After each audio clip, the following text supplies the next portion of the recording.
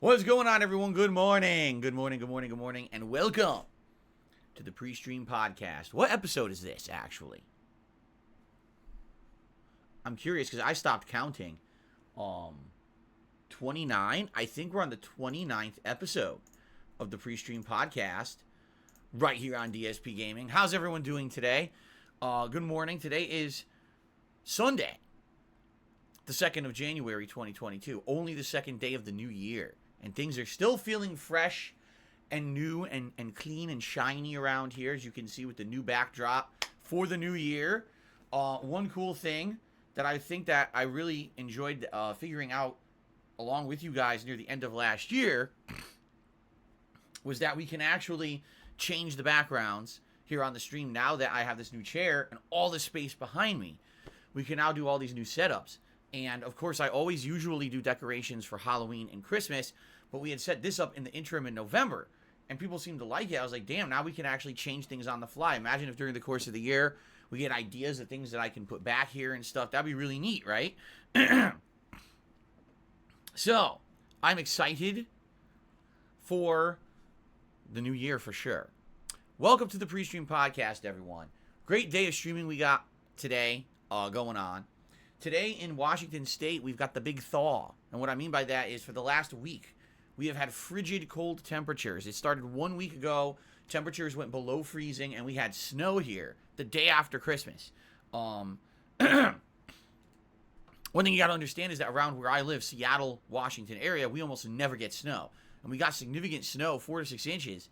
And all week it's just been around, and then it snowed again in the middle of the week. Today's the first day temperatures outside are above freezing, and it's actually raining. So it's actually helping to melt all the snow around here and allowing us to kind of move for the first time and maybe have a real day. You know what I mean? I told you guys many times over the course of the last week it was a pain in the ass because, oh, I want to order a pizza. Nope, no one's doing delivery.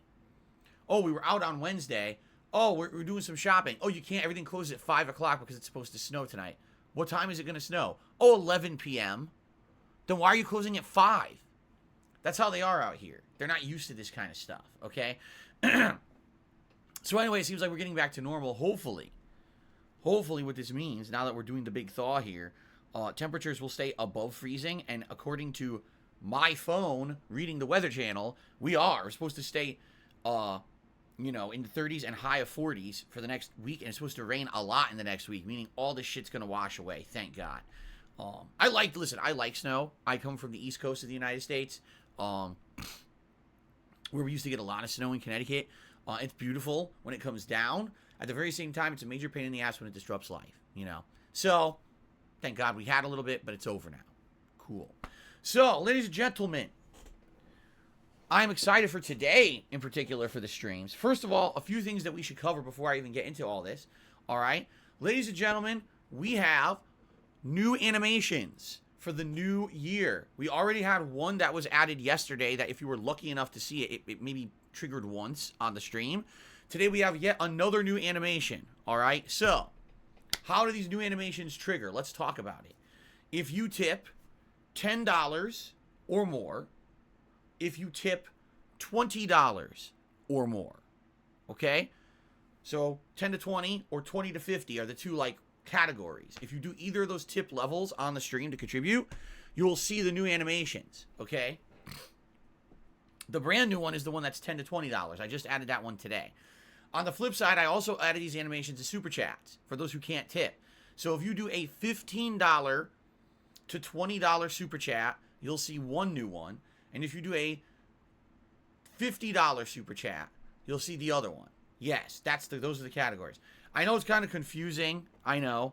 The thing is now we've got all these levels of categories. I'll give you an example. With tips, we've got $4.20, $5, $6.56, $10, $20, $50, $75, and $100. We have all of those categories for animations. So it gets very confusing. Even trying to remember to tell you guys how they trigger. It's like, geez, there's so many categories. Same thing, Super Chats now. Now we've got, I think it's $1 or greater, $5, $10, $15, $20, $50, I think.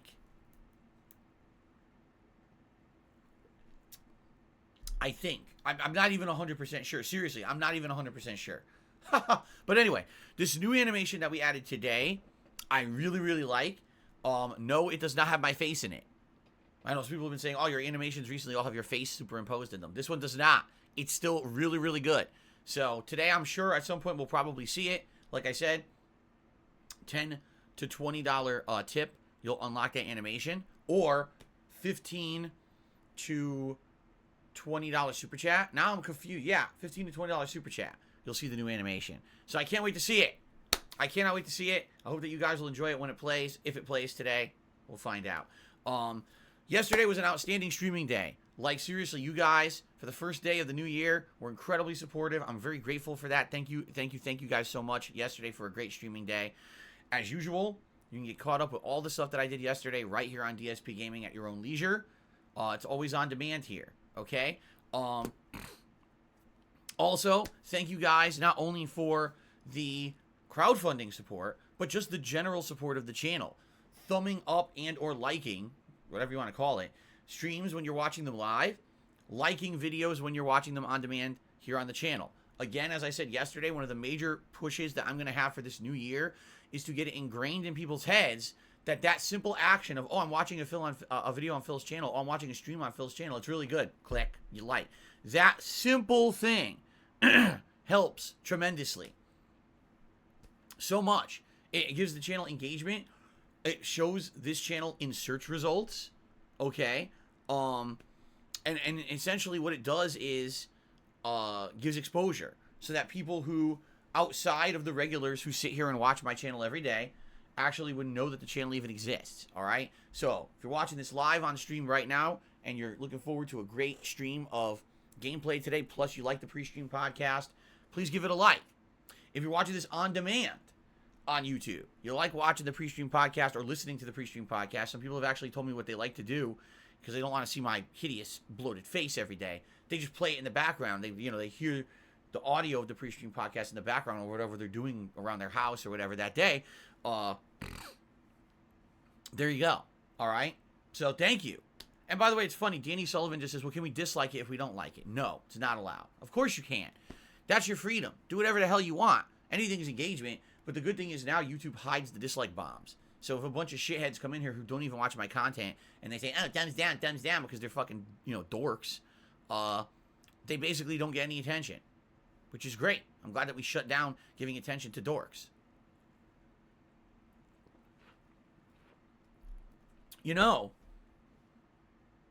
That might actually be the best description of people like that. They're just dorks. They've got literally nothing to do with life. They're just grade A dorks. I don't think I've ever even used that word before. But man, doesn't that fit it perfectly? There's a bunch of dorks. Wow. Alrighty then. Sometimes things just fit. Okay, so ladies and gentlemen, let's talk about today, shall we? Let us talk about the streams today. Excited for what we're doing today. Half of the streams today are directly because of you guys voted. And the other half is because we are wrapping up a game that I've been playing since freaking September. That is right. Ladies and gentlemen, today's first stream is Lost Judge. Wait, well, hold on. Lost Judgment. Oh! This might actually be the last day that I actually get to do that, so I want to do it again. Lost Judgment. Okay. We've been playing Lost Judgment since September when it came out as a new release. I said when we started playing the game, man, if this is anything like the first Judgment, this is going to take me forever to beat because the first Judgment I played over the summer of 2019. And I remember it being such a lengthy game with such a long amount of side content in addition to just the main plot that we played it casually. If you remember, it was kind of the summertime late night chill game that I played over the summer of 2019. And it ended up taking, if I remember correctly, didn't it come out in like July? Either July or August, and we played it all the way through the beginning of the busy gaming season, and I played it very regularly. If you remember, I was playing it like every other night during that summer. And people definitely enjoyed it. It was, I haven't said, like, that was like the summer of Judgment, right? Every year, there's a big game that we play. that ends up being like the anthem of that year, the summertime anthem of that year or whatever, you know? And that year, definitely, it was Lost Judgment. It was the summer of Lost Judgment. Excuse me, just regular Judgment. The summer of regular Judgment. And I still remember some awesome things about it. I remember the silly cat missions, looking around for the hidden kitties. And, of course, the crazy plot with the drug. They were trying to cure a disease with this drug. Man, it was a crazy-ass game, the plot, right? I remember it very, very adamantly. It was very good. It was a spin on the Yakuza franchise. So then when Lost Judgment came out in September, I said, oh man, this is going to be a rough one, okay? Because in this regard, I knew it wasn't the summer anymore. We were going to have tons of new release games coming out back to back to back over the course of September, October, November, and I knew that those were going to take priority over me playing Lost Judgment. Now, I didn't want to hold off and not play Lost Judgment at launch. That actually would have frustrated me because I really liked the original Judgment so much. So I said, here's what we're going to do. We're going to start playing it, and I'm going to play it more often when it first comes out, all right? I'm going to even do it as a few main gameplay streams and the like. But once the new releases start hitting, we're going to take Lost Judgment and make it a night stream. And I'm going to make it my best effort to play it about twice a week, okay? Now, for a normal game, playing it around 4 hours a week, heck, you could probably beat it within, a month, maybe 2 months tops. But not Lost Judgment, because ladies and gentlemen, as of now, all right, as of today, we are currently 67 parts into Lost Judgment. That is roughly between 67 to 70 hours of gameplay into the game, and we haven't beaten it yet, okay? Now, admittedly, I did a lot of the side content of the game, not all, but there is a major chunk of the game that's called School Stories.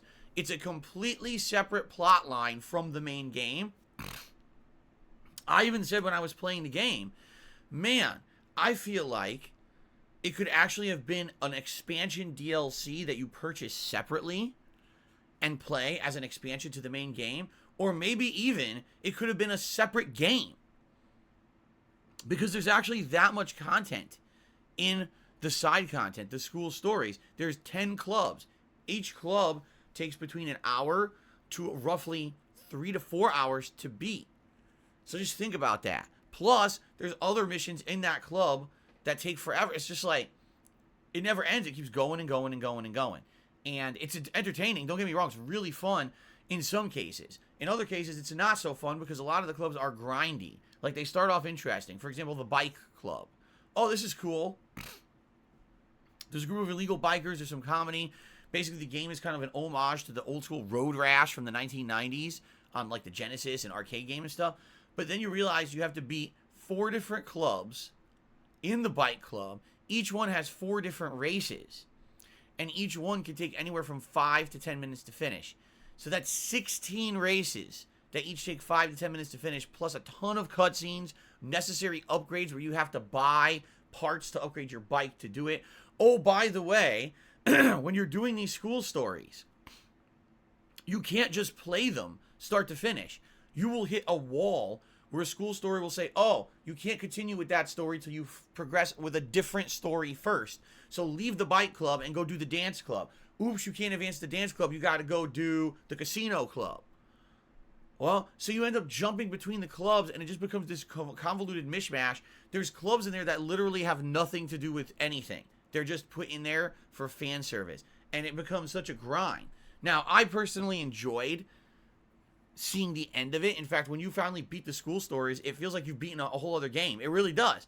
At the very same time, my God, if this wasn't in the game, I would have beaten Lost Judgment over 2 months ago. Seriously, that's how time-consuming the School Story side content is in Lost Judgment. It's definitely a great addition. I'm shocked it's in there as part of the main game because it's so different and separated from what the main game really is.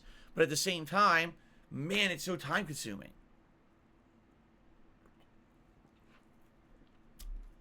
Now, I've really enjoyed playing Lost Judgment over the last almost 4 months. But all good things have to come to an end. And the thing is, we're now into 2022, right? We've been playing this game for so effing long. At some point, we got to finish it. And there's still more side content in the game I haven't done. There's still these investigations that you can do that are part of your detective agency. And right now, I think I have like 2 or 3 of them available that I could do if I felt like it. But I'm like, God, I definitely have to finish this game so we can do my year-end series, which is the most disappointing games countdown and the Game of the Year awards, right? Everyone right now is talking about the Game of the Year, their best games and everything of the year. I want to do that too. I don't want to have to wait another month. That's what happened last year. Last year I was playing Yakuza 7, and it's such a long game, and it came out in the fall, and I was playing it alongside all the other releases. I didn't beat it till like mid to late January, and then my Game of the Year awards were in early February. Guess how many people cared? Not many. It's too late. Once you're in February, people are already into the new shit. They don't care about last year's games, right? So, I made the decision to make a push to finish Lost Judgment this weekend. Why? Because I want to do my year-end series this week. So, today's major stream is Lost Judgment. Now, you may not like Lost Judgment. Maybe this game is not your cup of tea. You don't like JRPGs. You don't like games with lengthy stories. You don't, for whatever reason, right? You don't like Lost Judgment. That's okay. I completely and utterly understand. If today you decide today's mainstream is not your cup of tea and you don't want to be here, especially if you haven't watched Lost Judgment up to this point, we're almost 70 hours in, man. We're in the end game. You're going to have no idea what's happening in this final part because this is all story now. This is going to be just nonstop story developments. We're in chapter 12 with 13. We got to finish 12 and do 13, and that's it. It's debatable if I'll beat it today. If I just do the story and we don't have a lot of issues to hold us up, possibly we will. But you guys know I'm an interactive streamer, and, you know, I talk with you guys. We have chats. I shout out contributions. All that stuff happens, and when that stuff happens, it holds up the stream. It's not like I'm just playing the game nonstop with no interruptions. I'm getting constant interruptions, which is fine. That's one of the major positives of being an interactive streamer is having that social interaction during the streams. But you understand, it's not just a marathon to the end. It's, you know, a normal stream, normal stuff. Okay, so maybe I'll beat it today. Maybe I won't. We'll talk in a moment about what happens if I don't beat it today. But the focus today is 100%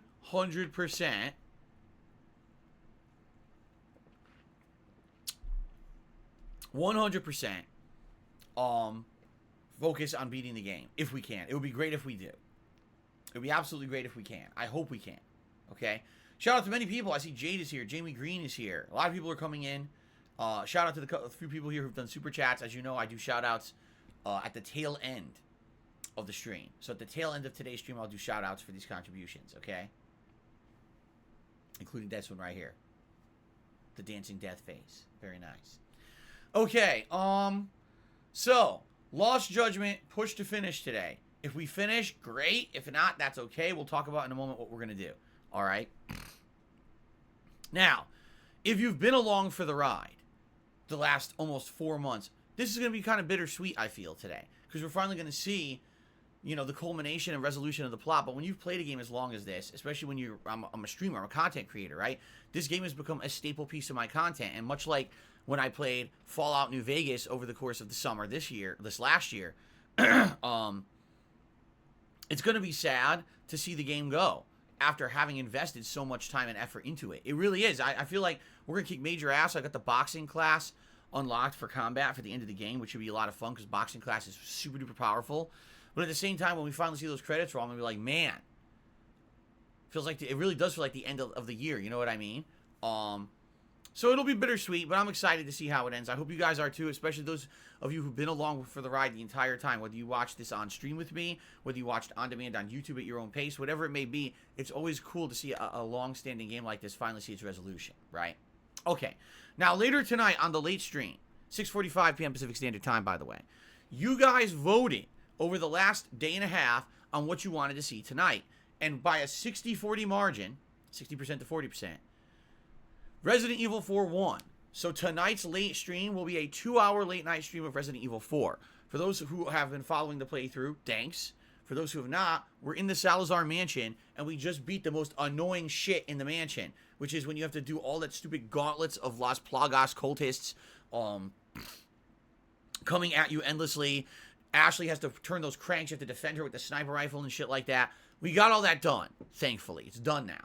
So, now we can move on and go to the rest of the game. What's funny about this is I actually don't remember much more about the game. I don't. For some odd reason, I seem to have like a memory gap about what else is coming. I absolutely distinctly remember the part we just did, but I don't really remember anything else about the rest of the game, so I don't actually remember what's coming. Which is good, I guess. It should be surprising. I don't know why. It's so weird, because I remember, everyone remembers the first segment of Resident Evil 4, when you first hit the village and all the villagers are coming after you, because it's kind of shocking that these villagers who aren't zombies are trying to kill you, when before that in the whole series, every enemy was a zombie or a mutation, right? And then, everyone remembers that gauntlet part, where you got to do the cranks and shit, right? Everyone. But outside of that, I don't remember anything past that. So, we'll see tonight, with the 2 hours of Resident Evil 4, what we get done, and it should be a fun stream. I hope you'll join me for that later tonight, okay? Now, tomorrow, the main gameplay stream will now be the Elder Scrolls V Skyrim Anniversary Edition. Why? Because you guys voted for Resident Evil in the night stream. That makes tomorrow's main stream Skyrim. So it's funny, because I get the feeling some people wanted to see Resident Evil 4 right away, so they voted for it. But other people probably said, man, I would rather see a 3-hour stream of Skyrim than a 2-hour stream, than a 3-hour stream of Resident Evil 4. So I voted for Resident Evil 4 so that Skyrim could be played on Monday in a 3-hour stream rather than be played on Sunday night as a 2-hour stream, in which case the Resident Evil 4 would have been the 3-hour stream on Monday, and we would have had more of the game that I don't want. So because I want this game more, I vote for the other game. Makes a lot of sense. Very clear cut. So I think that's what happened, and I'm fine for that. You know, Skyrim playthrough so far has been great. I think we're about 7 hours in. I'm having a lot of fun wandering around, exploring, happening upon these different dungeons and missions and stuff. My follower already died. Oops, I killed her by accident. I'm using summon swords, which is something different. I didn't use summon swords in my original Skyrim playthrough, so this is a cool conjuration build that I'm working on and I'm enjoying. It's pretty good, right? So I hope you will join me for more of this tomorrow, more of the fun Jasper Kitty run in Skyrim Anniversary Edition, okay? Now, Monday night is up in the air right now, because really Monday night streams will be directly dependent on what happens during today's streams, okay? I see more people are joining the stream. Thank you guys for joining. If you really could, if you enjoyed the stream, please give it a like, okay? Just see, we have like 100 more people since I started the stream. If you could give the stream a like, I'd really appreciate that, okay? Gives us exposure on YouTube, gets us into the algorithm. Thanks. Okay, so tomorrow night, Monday night, if we do not complete Lost Judgment today, which is possible, I don't know how much is left, okay, then Monday night will be the conclusion of Lost Judgment. I purposely left the Monday night stream open like this to give us the opportunity to finish Lost Judgment if I didn't finish it on Sunday, okay? So, that's excellent. Now, tomorrow night, if we do beat Lost Judgment today, then we will do basically an extra stream of Grand Theft Auto 3 Definitive Edition, which, if you did not see it yesterday, it's such a weird version of the game to me, because it looks like in some cases, in some missions, in the Grand Theft Auto 3 Definitive Edition, they directly reprogrammed and or tweaked the game so that it would be easier and would basically not have as much challenge as the original game. In the original GTA 3, it has tons of challenge because there's no checkpoints, no redos, not even a mini-map, right? The map doesn't work. I take that back. There's a mini-map, but there's no big map. You can't even see a world map in the original GTA 3, and there's no GPS. So, for example, there's a mission where the crooked cop needs to be basically smuggled to the airport because everyone's out to kill him. That's one of the missions. And the game says, you cannot use the bridge, because if you use the bridge, people are on the lookout for you and they'll kill you. You got to find another means to smuggle this cop to the airport, okay? In the original game, the game gives you no hints at all. Just figure it out. And you're supposed to figure out what to do. It's a pain in the ass. You don't know. In this version, it immediately has the GPS tell you, oh, take the tunnel. Take the Lincoln Tunnel. Oh, okay. So you take the tunnel, whoop, you're done. Mission over. It's easy, too. Like, in the original, these guys are hunting you down in the city all over the place trying to kill you and blow your car up. And this time, yeah, people were shooting at the car, but it barely took any damage, and it wasn't anyone really chasing me in a car. If they just saw me in the street, they would fire at the car, but there was no one, like chasing me in a car or anything. It's completely different from the original game.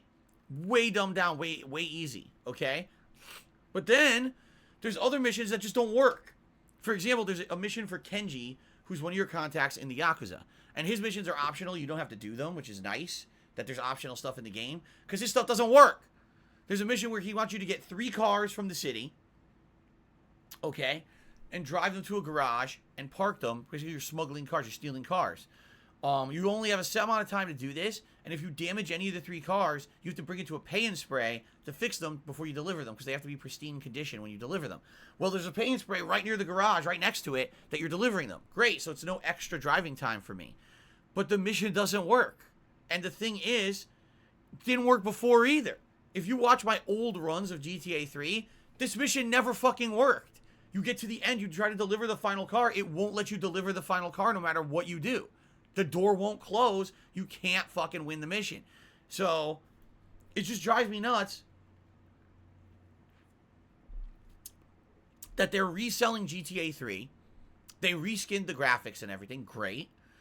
And they claim it's a definitive edition. And some missions they made piss easy, taking the entire challenge out of it, while other missions just still don't work. It's like a complete mishmash of what they decided to work on and not work on. I don't even understand it. Why would you work one mission and not the other, right? I just don't get it. I don't understand. I just don't understand it at all. What they were doing here or what they were going for in this edition. It's very confusing, and it's like I said when I was playing San Andreas, when you dumb down certain missions that were infamously the hardest missions in it, the sad part about that is now you take away some of the charm of the game. In San Andreas, the infamous train mission, where you're driving along the train and Big Smoke is trying to shoot gang members on top of the train, and you fail it 500 times because Big Smoke has the worst aim possible, and then he infamously razzes you, all you had to do was follow the train, CJ, right? Everyone beats that mission on the first try in the definitive edition now because they improved Big Smoke's aim, so he just literally, Big Smoke smokes them all within 5 seconds and the mission ends. You don't even get to see the fun stuff that they set up later on, doing jumps and stuff to follow the train. You never even get to it. You just beat it right away. So it literally 100% sucks the life out of the game. You're like, wow, this is one of the best missions. And it sucks. Because now it's one of the worst missions. It's too easy. Right? But then on the flip side of that, you got stuff that's still fucked up. It really is a weird collection. I really enjoyed playing the GTA games over the last couple of months with you guys since this released in early November. I've really had a good time re-experiencing the games, just so you guys know. And it's been a special time because it's kind of an anniversary. It was the 20th anniversary of GTA 3 just passed recently. So it's good every once in a while to go back and play the classics, right? At the very same time, man, this was not worth the money they charged for it. They definitely should not have delisted the other versions of the games. You know what I mean? Like, this is bad the way that they went about this, for sure. So, anyway, GTA 3 on Monday night if we beat Lost Judgment today. So it all depends on how today goes. It's either going to be the conclusion of Lost Judgment or GTA 3 on Monday night. Now, Tuesday is the big day. Ladies and gentlemen, Tuesday is... Wait, what's this button? I was trying to remember what this button was. Okay, Tuesday is... my year-end series.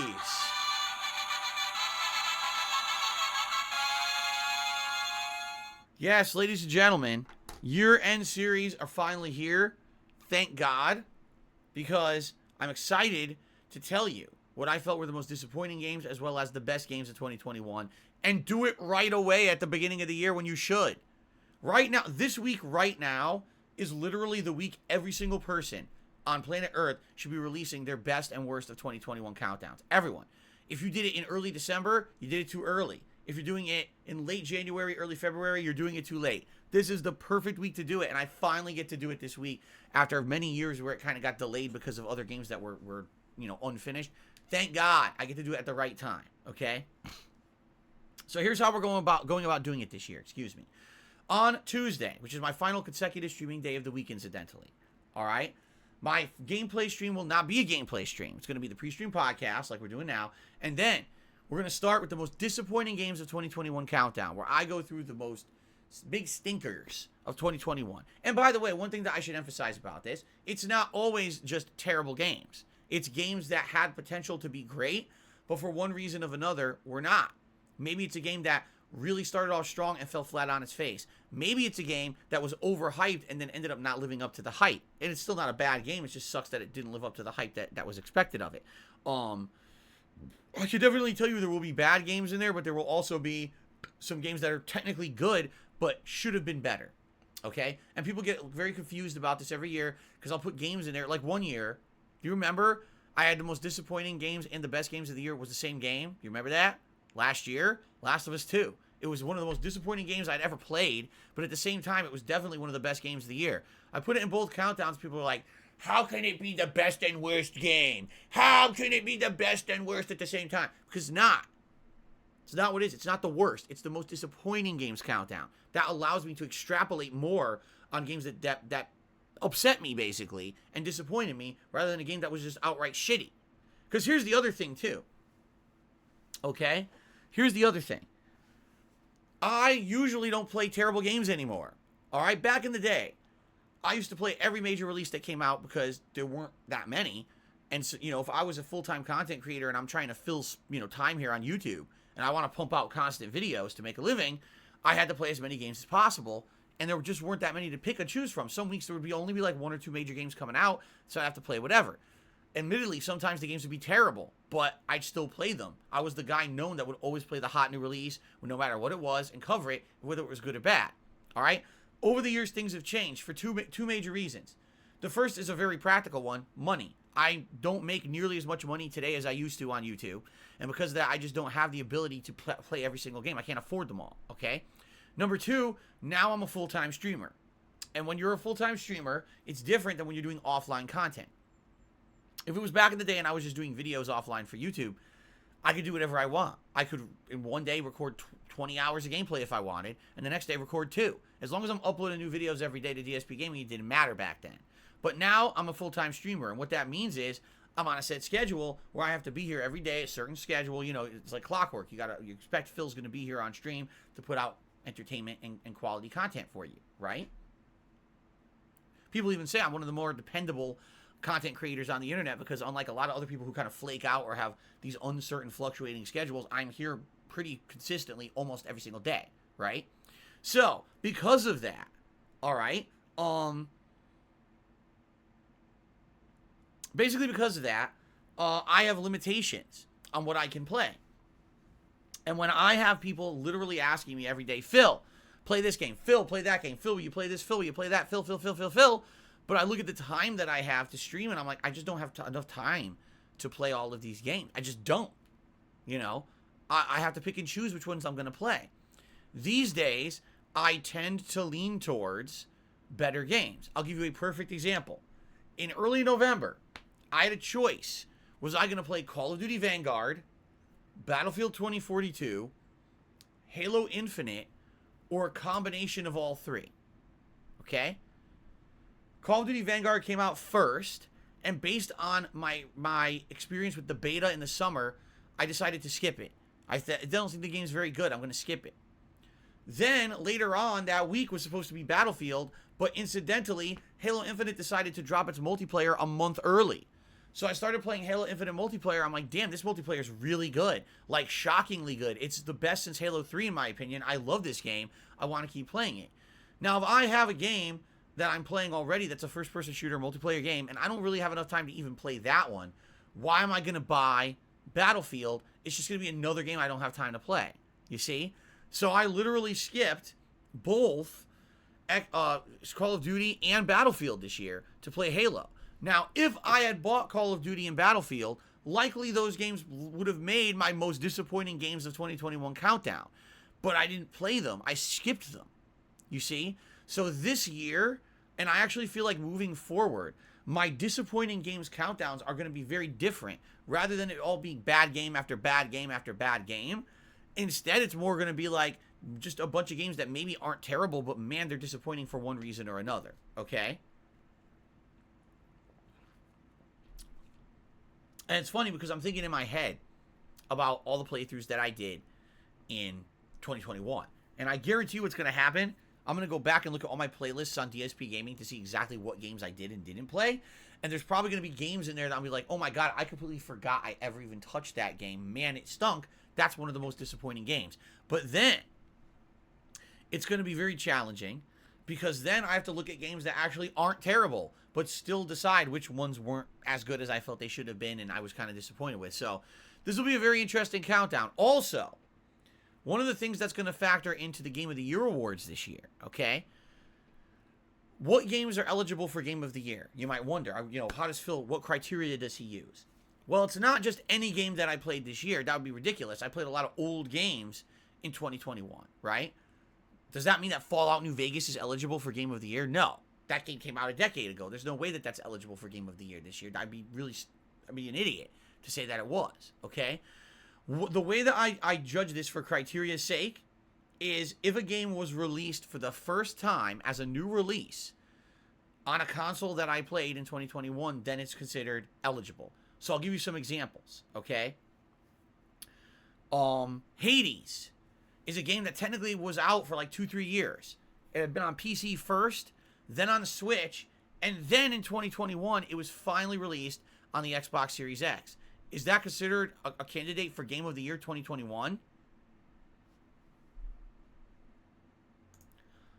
Yes, it is, because it came out in 2021 on Xbox for the first time. That version of the game was only first available in the middle of 2021. It's eligible for Game of the Year. It absolutely is. And you guys say, well, that sucks. Why would you do that? It wasn't even released that year. Hey, it was released for the first time on that console, so it is eligible. Okay? But other games would not be. And what I mean by that is, for example, if there's an HD upgrade or re-release of a game and it really is kind of equivalent to the original game, then that probably wouldn't be eligible. All right. I'm trying to think of a game off the top of my head that would be the case from 2021. It's not really. I had one earlier and I forgot it.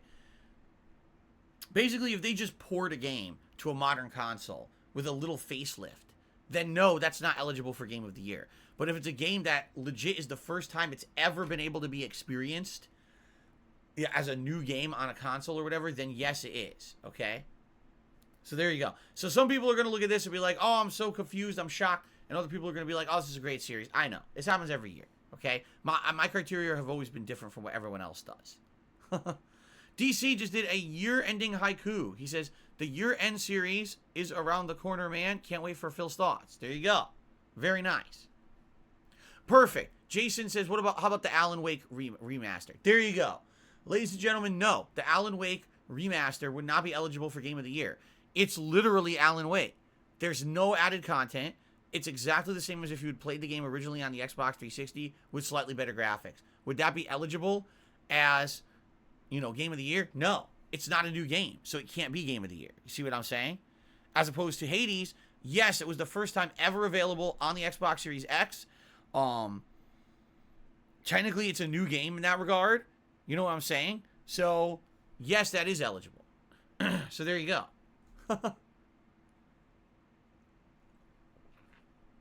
Thank you, Jason Yu, for that. That was actually a good reference. I appreciate that. Okay, so how are we doing the Game of the Year awards and the disappointing games countdowns? Well, we'll do a pre-stream podcast on Tuesday. Then, we're going to go just to me on camera, just like this. And I'm going to go through the most disappointing games of the year as a countdown, showing you footage of said game while I talk about it. So we'll switch over to some footage of the game and I'll talk over it and let you know what I liked and didn't like about said game. Okay? And why I feel that maybe it is eligible as one of the most disappointing games of the year. That'll be the first half of the stream, and I feel that'll take about between an hour and 90 minutes. And then we'll go on a break. And then after the break, it'll be my Game of the Year awards. We'll do exactly the same thing. I will count down my favorite games of 2021 and tell you what I liked and didn't like about them, but mostly what I liked and why I ranked them where I did along my rankings. Now, one thing I should tell you guys. Number one, you will not be able to predict any of this because I don't review games anymore. I don't give games number scores. And since that's the case, it'll be very difficult for you guys to judge ahead of time what games I think were the best games of 2021. And I basically think that you guys will actually be shocked also by some of the games I'm going to pick as the most disappointing games of 2021. I really feel that way, that you guys will be like, what? And that's a good thing. If you just basically know everything about the awards before they happen, right, then what's the point? The awards will be boring, right? You already know what's going to happen. And the thing is, that used to happen. With my old Game of the Year awards, people already predicted the entire ranking system because they said, oh, just take Phil's number scores and just put them in order. And they were right. That's how you did it. Now it's different. The last couple of years, it's actually been refreshing because you actually don't know what's coming because I didn't rank any of the games during the year, you see? So I think that's going to be pretty exciting. And I definitely think that you guys will enjoy that. Now, Lipsian says, how about a best playthroughs of 2021 countdown, which could count for older games? What I would say is, rather than do like an official series, maybe that's something that we could do on the podcast on Tuesday. The whole series segment of the podcast would be, okay, these aren't necessarily the best games that were released in 2021, but what were some of the best things you guys liked that I did? Because there's going to be lots of throwback playthroughs that I did in 2021 that I'm sure you guys liked.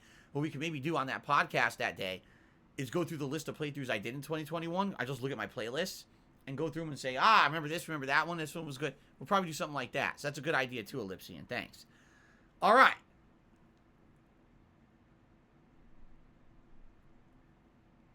All right.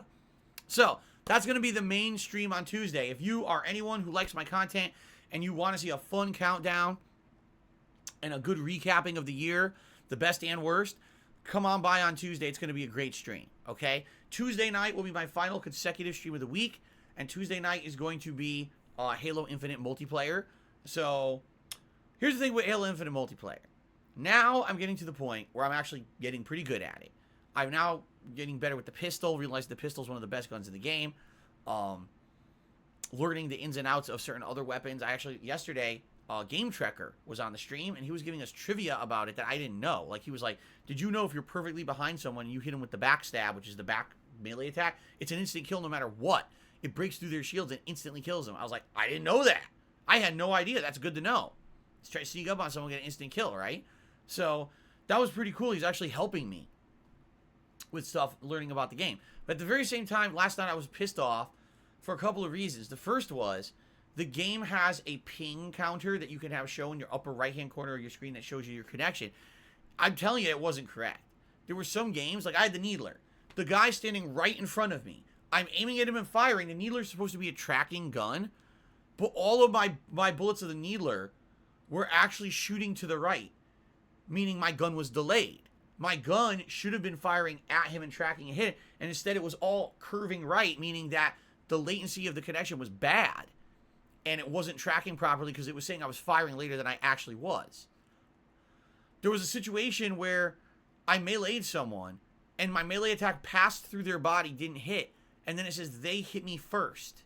Even though it showed on my screen me doing the melee and teleporting through them, then it gave them the kill. There were some weird situations like that yesterday. Now, normally you would say, oh, that's typical in an online game. You're right. You're actually right. That's typical of an online game. But the funny thing about it was, according to the game, I never had a connection lower than 80 milliseconds. Excuse me, higher than 80 milliseconds. 80 milliseconds is supposed to be really good. In fact, some of the games were 30 to 60 milliseconds. How is it with a connection that good, it's having issues with lag? It doesn't jive. And I think, I hate to say this because I really like the game. I think 343 Industries lies. I think that millisecond rating they put on your screen is not correct at all. They want to look better than they actually are, and they're lying about the connection. They're saying it's much better than it actually is, and pretending like the connection is much better when it's not. And that's kind of dishonest. You know what I'm saying? Like, oh, we purposely put a meter in the game to show you the connection quality so you know whether to expect lag or not. Oh, okay, but it's not accurate. Then what's the point of having it? Right? It's like they got a fucking cheerleader in the corner. Our game's great. Connection's amazing. Play the game. Enjoy the game. And then the game's like, look at slow-mo. You know? And it's not, by the way. It's not slow-mo. But the point I'm making is, I'm not shocked to be playing an online competitive game and having these issues because it's always been prominent in an online competitive atmosphere. You have these kind of issues. But why is the game claim it doesn't have it when it's obviously happening, right? Anyway, so now that I'm getting better at the game, and it's not just flubbing it and fucking around, it's actually, oh, I want to be competitive. I want to win this match of free-for-all. It's getting frustrating because, like, for example, at the end of last night, I was basically in the running to win a match of free-for-all. And all of a sudden, at the end of the game, my bullets aren't registering. The guy's right in front of me. I'm shooting him. Oh, nothing's registering. What? He's right here. Shoot the fucker. Nothing. Nothing will register. I go to throw a grenade. One thing I hate about this game is the grenade tosses are frustrating compared to even previous Halos. Like, I remember in Halo 3, at one point I got so good at grenade tosses, what I would purposely do is have a sticky grenade equipped at every moment. If I was about to die in a firefight, I would just chuck the grenade and I would still kill the guy because I would stick him almost every time. I was infamous for doing that. That if you were going to kill me, you're going down with me. So it would always be a trade. In this game, I could barely get a grenade to go where I want. I don't know if they just completely changed the throw trajectory or whatever. It's very frustrating when you've played a game in the past and now it's a new game from a new company that took up the mantle and they changed game mechanics. Like, fuck, man. I just want it to feel like Halo 3. And it really doesn't in a lot of ways that they've changed it. So I'm still playing. I'm still trying to get better at it. I want to say thank you. Last night was a very supportive Halo stream. I am looking forward to playing more on Tuesday night. I'm just hoping that I don't get as frustrated because I hate it when I'm having a good time and then all of a sudden at the last minute things start to go wrong. I'm like, dude, fuck this. I'm so angry. I should have won that match. I slam my controller and I turn off the game and I scream and I wave my arms above my head like this. Fuck. It pisses me off. Okay. And that's the streaming schedule for the week. Now, next week, I'm off from streaming on Wednesday, by the way. Next week will be an interesting week because now Lost Judgment's done. The year-end series are done. This frees up a lot of time, okay? And some of the things that I'm planning on doing will be pretty interesting. I want to do a Game Pass night where basically we go on Microsoft Game Pass and we look at what games have been added and are available from the last few months that I haven't been on Game Pass because I've been so busy with new releases. I want to see what I missed out on. I want to see what you guys are interested in seeing me play. And I can maybe add some of those games to the rotation. All right, there's games such as Serious Sam 4, The Gunk, and other stuff that I could play. In addition, Condemned Criminal Origins. You guys have expressed extreme interest in me finishing it, telling me it's only about 6 hours left in the game. I played the first half of it during the Halloween marathon. I'd be happy to keep going with that. Okay? Also, Lost Judgment. Wait, excuse me. Lost Judgment. Even though we're beating Lost Judgment today, well, we may. If we don't, we'll beat it Monday night. But even though we're beating it, we still have content in the game we didn't do. There's the hidden squirrel puzzles all over the city. There's several cases that I haven't done yet that are part of the side content of the game. All these things lead towards new story and 100% completion. You guys like Lost Judgment enough, I'm willing to play it once a week on a late stream. Now, you have to understand, once a week on a late stream is not a lot. It's 2 hours a week. We're not going to get monstrous progress. Every week, we'll probably get like 1 or 2 major quests done or something like that. But people seem to want to see some post-game content because they like to play through so much. And so I am excited to do that because I don't want to miss out on meaningful, interesting content, but absolutely we got to finish this game so that I can do the year-end awards on Tuesday, okay? So, there's good stuff coming up in January, and then in late January, we've got Pokemon Legends Arceus, new game that I'll be playing. I'm actually at some point in January, likely maybe next week, I'm going to sit down, I'm going to look at the game release calendar, and on one of these pre-stream podcasts, we're going to go through the entire game release schedule for the year to see what's available when, and actually get a better idea of the gaming landscape for this year so that I know what's coming at what point and we can plan out for the future. Right now, I have no idea what's coming out except for a few games in February. I don't even know what else is happening this year. Okay? So, woo! Awesome. To recap, today, Lost Judgment, attempt to finish it. We'll see what happens. And tonight, Resident Evil 4 per your votes. Tomorrow, Skyrim is a major stream, and either the conclusion of Lost Judgment if we don't finish it today, or a late night stream of GTA 3. Tuesday, my Game of the Year awards, as well as the most disappointing games countdowns, and then some Halo Infinite multiplayer. I'm off on Wednesday, but next week will be a great mix of different kinds of content for all of you. All right? Good stuff. Another recap, because now we have almost 300 people on the stream. FYI, guys, we have new animations on the stream today. If you do a $10 or more tip, I think it's between $10 and $20 level of tip, or a $15 super chat, you'll see new animations. We have not yet seen them today. All right? I'd be curious what you guys think, but I think they're outstanding, this new animation, but we haven't seen it yet today. That's a new animation added to the rotation. In addition, if you're watching this stream, I would ask please like it if you are enjoying it, because this helps this stream to get visibility on YouTube and to show up in search results. The algorithm works based off of likes during live streams, and it actually works, I know for a fact, because several times in the last week, people have said, oh, I found your stream just searching for open world games or searching for horror games, you showed up in the search and I went and checked out your stream. So please like the stream if you're enjoying it, okay? By the way, if you're watching on demand on YouTube, like the video or leave a comment. Comments are huge. Comments are actually going to help this channel in a huge way. You guys have no idea. Once comments start being a regular things on the videos and people are having conversations back and forth with each other, that's constant engagement. That allows for things to be noticed way more, exponentially more on YouTube.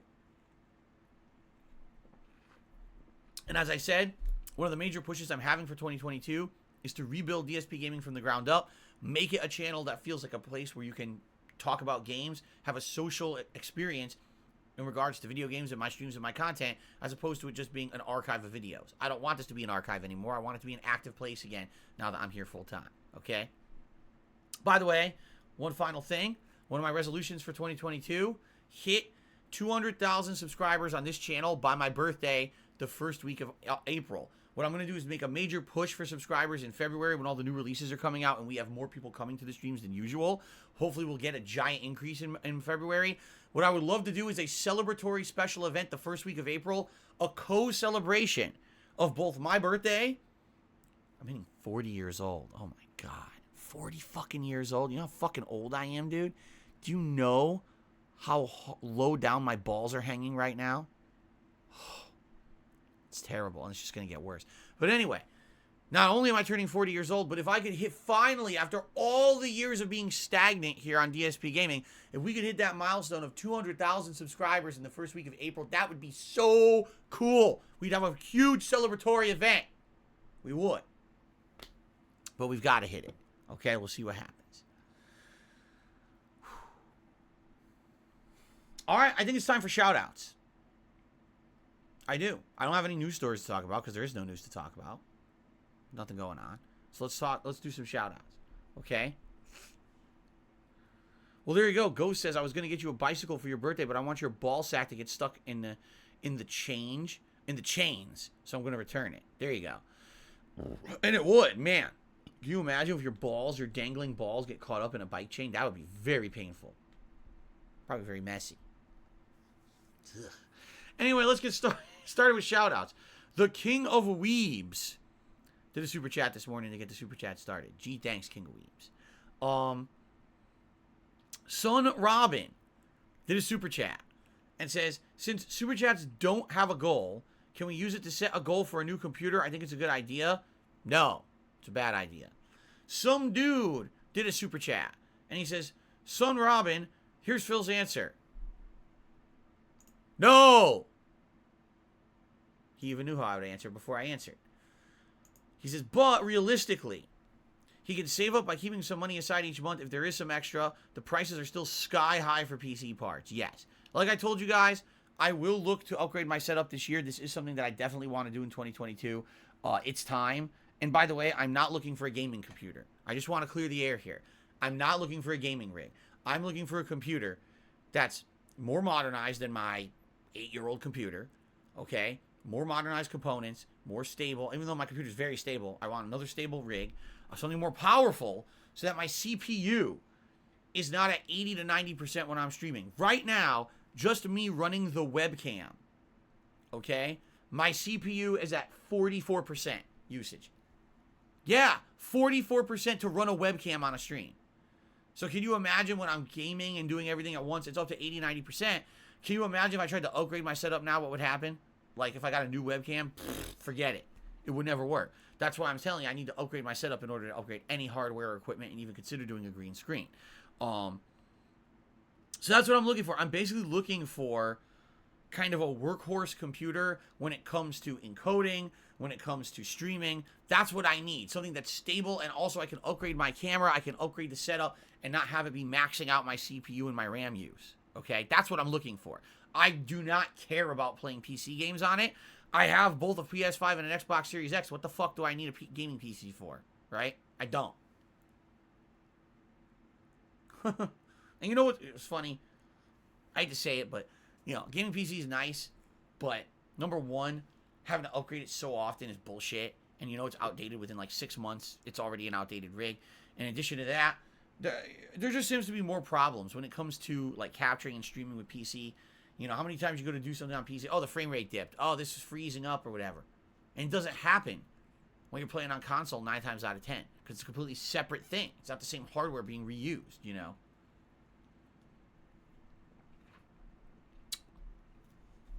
Okay.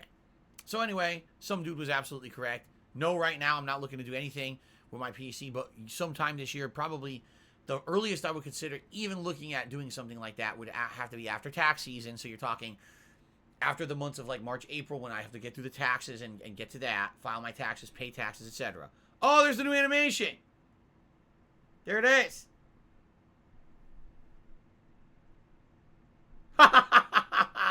Too good.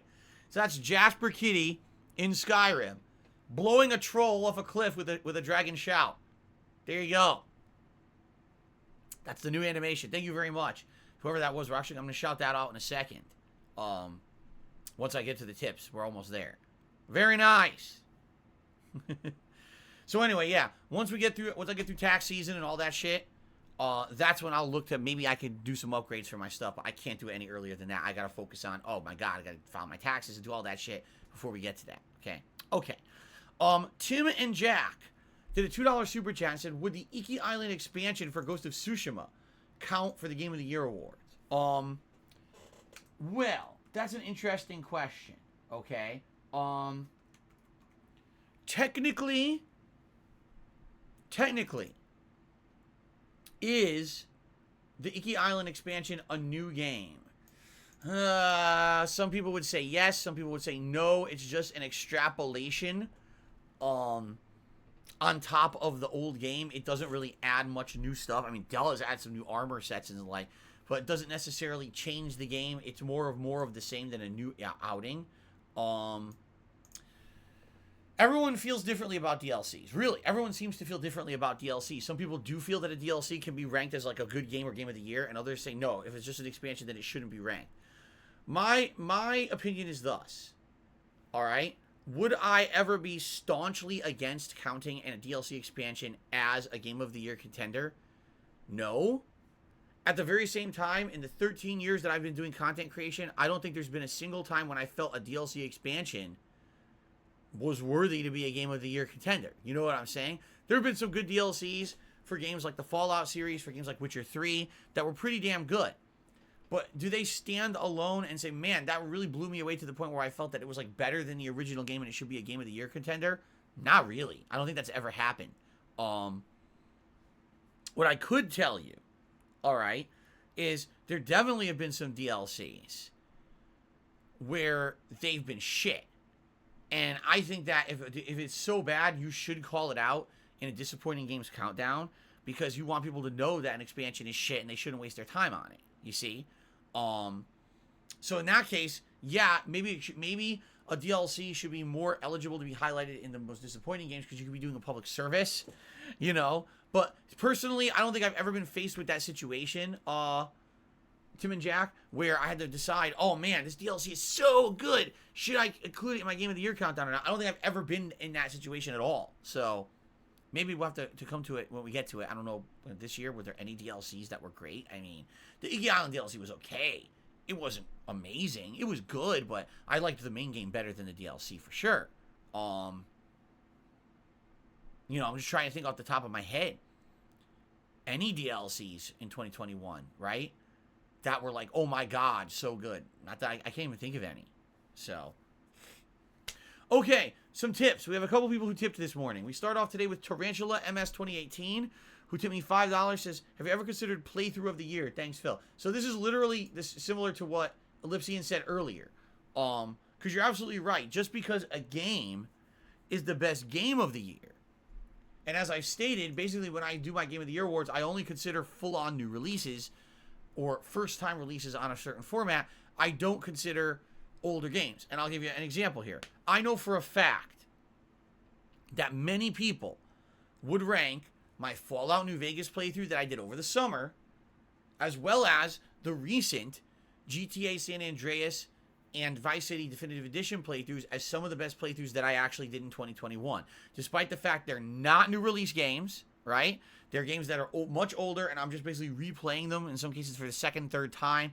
People would argue, yes, they're amazing, right? They're amazing playthroughs and some of the best you've done. Should I celebrate those in Game of the Year? No. But should there be a time when maybe we do celebrate those? Yeah, maybe. And like I said, what I think we will do, probably Tuesday morning on the PreStream podcast, we'll do a special segment where I go through all the playlists of all the playthroughs that I actually did over the course of 2021, and we pick out the best ones. That's something fun that we could do together, okay? So Cats and Jammer says, I get remasters. Would a remake be considered, like Demon's Souls as opposed to Mass Effect Legendary Edition? I would say yes, a remake would be considered over a remaster. But what's funny that you're saying there, Demon's Souls as opposed to Mass Effect Legendary Edition. No, they're the same. Demon's Souls may have been classified as a remake. It's not. It's the same game. It's definitely Demon's Souls. They didn't change game mechanics and shit. It's the same game. All they did is they added in haptic feedback and they added in better graphics and they tweaked one or two things. It's literally Demon's Souls. Has all the foibles, all the shortcomings of the original Demon's Souls. They did not tweak or fix that. Look at the online play of it. Oh my fucking God, it's terrible. That is not a remake. They claimed it was. It's not. That was like a remaster. It was a remaster for sure. They, and same thing, like Mass Effect Trilogy, that's definitely a remaster. They didn't redo anything. It's the same exact gameplay mechanics and everything. So, okay, 12 days has to be $10 and says the following. Happy 9th day of Christmas. Recently learned that the 12 days of Christmas begin on December 25th. For the longest time, I thought it began 11 days before the 25th. P.S. May this new year be better than the last. Always you want to wish that the new year is better than the last, and this year, let's hope for the best. Let's hope for no crazy, unexpected, negative twists, Like, I firmly believe that 2021 would have been an insanely crazy good year for me if the whole thing didn't happen with Twitch. All right? Like, I was in a very good financial position earlier in the year. I was like, man, as soon as I get through my tax stuff, we're good to go for the rest of the year. I'll be making extra money. I'll be able to do all these improvements and save up. And then it all fell through because Twitch screwed me over. So, all we can do is hope for the best, right? And say, let's hope for 2022. We don't have that bullshit. Let's have a solid year where I build DSPGaming back up to prominence, where people can enjoy social interactive streams here, have a great time with games. We can build this channel up, great new animations, cool celebratory events, all kinds of fun stuff, right? And if YouTube lives up to their word and actually gives improvements to streaming here on YouTube like they promised they would, it could end up being even better. So let's hope that they do live up to their word, because I don't know, I'm a little skeptical. They tend to promise the world and then under-deliver. I guess we'll see what they really do deliver, right? Okay. So, all right. I actually think, guys, we got through all of the shout-outs relatively quickly. Awesome. So, guys, thank you. If you're here live on the stream for the conclusion of Lost Judgment, welcome. This should be a fun and interactive stream where we're just focusing on story. That's it. I'm not doing anything else. If you're here just for the podcast, thanks for being here. I appreciate that you were here. I realize not a ton of people are going to be super engaged with Lost Judgment, a playthrough that lasted almost 4 months, and let's be honest, it has an audience, but definitely it's not a mainstream large audience. So I hear you. If I start playing the game now and a bunch of people leave the stream, so be it. Thanks for chilling with me on the PreStream podcast. I would say, maybe on your way out, if you could leave a like on the stream, that would help.